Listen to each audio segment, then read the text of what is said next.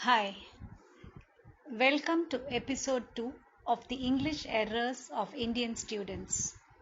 This is part of a series of recordings for the Science Shore magazine.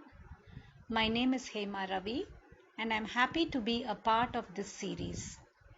Today, let's talk about the use of two words, cope and return. Often, people use cope up in sentences, which is erroneous. The correct usage is cope with. Cope means dealing successfully with a difficult situation.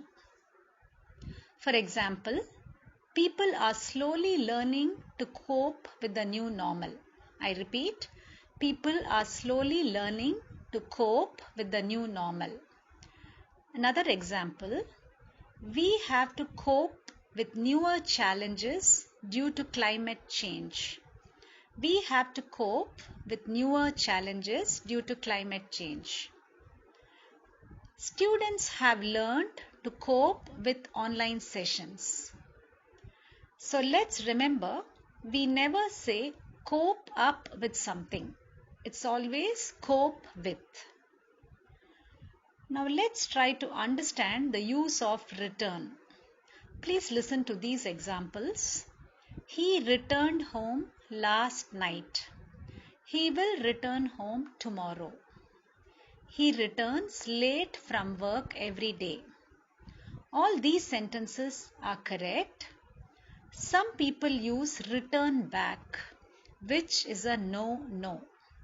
Return back is wrong usage. It is wrong to say he returned back yesterday or he will return back late.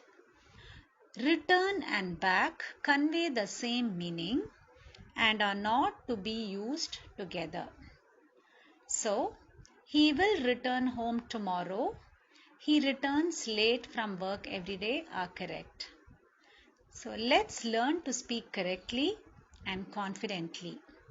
See you again in another episode. Until then, bye.